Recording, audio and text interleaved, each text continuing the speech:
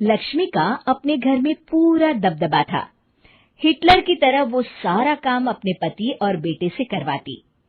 धीरे धीरे उसके पति की तबीयत खराब रहने लगी।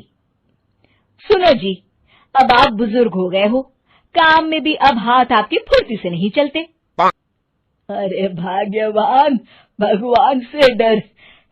तुझसे मैंने शादी अपने इकलौते बेटे के अच्छे पालन पोषण के लिए की थी, लेकिन तूने तो उसका बेड़ा गर्क कर दिया। मैंने क्या किया? पढ़ाया लिखाया, अब नौकरी नहीं लग रही तो मैं कैसे जिम्मेदार हो गई? अब घर में बैठकर रोटी तोड़ रहा था तो मैंने कहा काम ही कर ले। एक तो भला करो और ऊपर से बातें सुनो। तभी सारंग वहां आ जाता है। बहुत भूख लगी है माँ, कुछ खाने को दे दो। अब तुम्हारे पापा का हाथ तो चल नहीं रहा है। मैं ही जा रही हूँ आज किचन में, बनाती हूँ कुछ। हे भगवान, कैसे होगा इतना काम मुझसे?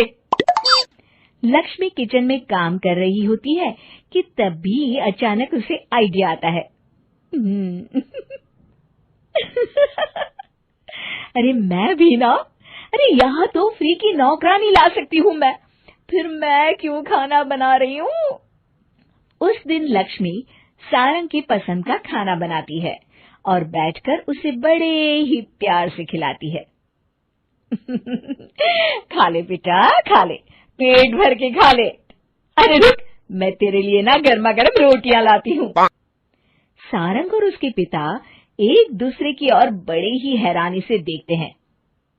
बेटा सारंग, जरूर दाल में कुछ काला है, वरना ये औरत तो हमें बासी खाना भी सुकून से ना खाने दे।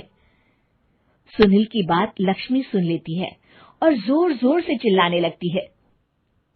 अरे हाँ, भलाई का तो जमाना ही नहीं रहा।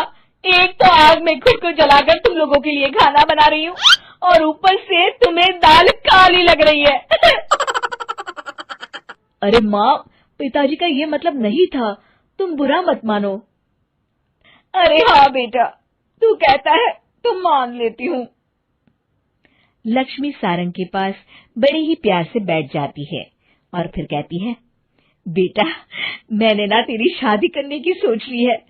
अब तेरे पिताजी के हाथ भी नहीं चलते तो सोच रही हूँ तेरे लिए बीवी ले आऊं। अब पता नहीं ना मैं भी कब मर जाऊं। अब ऐसे भाग्य भी कहाँ है हमारे। क्या कहा? अरे हाँ, तुम तो चाहते ही हो कि मैं मर जाऊं, लेकिन मैं अपनी प्यारी बहू का चेहरा देखे बिना नहीं मरूंगी। हाँ माँ, शादी तो मैं कर लूं, लेकिन मैं नौकरी नहीं करता, फिर कोई क्यों देगा मुझे अपनी बेटी? अरे क्यों नहीं देगा बेटी? इतना बड़ा घर, खेल खलियान है, किस चीज की कमी है हमारे पास? जो आएगी राज करेगी, राज। हम तो ना कर पाए राज, ये बोलो कि एक और नौकर तुम्हारे पास आ जाएगा। मैं कहती हूँ चुप हो जाओ। अरे खुद के घर का खाना बनाएगी तो क्या नौकरानी हो जाएगी? अब तुमसे तो किचन का काम होता नहीं, तो कोई तो करेगा ना। ठीक है माँ, तुम जैसा सही समझो बस। अब मेरी एक शर्त है, लड़की जो भी हो वो दिखने में कैसी भी हो या कहीं की भी हो, बस पढ़ी लिखी होनी चाहिए। अरे हाँ, ला देंगे पढ़ी लिखी बेटा, मैंने कौन सा काम करवाना है उससे। हाँ। और फिर एक दिन पास के गांव की ही रति से सारंग की शादी हो जाती है। रति दिखने में बहुत ही सुंदर थी, साथ ही साथ काफी पढ़ी लिखी थी। रति को लक्ष्मी के सौतेले होने की बात पता नहीं थी। शुरू में जब रति ने सारंग को घर का काम करते देखा तो हैरान रह गई। अरे ये तो अच्छी बात है कि आप घर का काम करते हैं, लेकिन मैं तो घर में ही हूं ना, आप क्यों कर रहे हैं जी? जाइए, आप नौकरी के लिए अप्लाई कीजिए ना। तभी लक्ष्मी वहां आ जाती है। अरे रति बहू, करने दे उसे काम।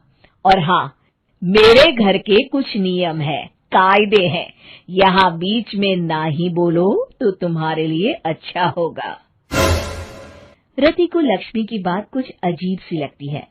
वो समझ नहीं पाती है कि वो ऐसा व्यवहार क्यों कर रही है, लेकिन उसे लक्ष्मी के सौतेले होने के बारे में कुछ पता नहीं चलता है। फिर एक दिन तो हद ही हो जाती है।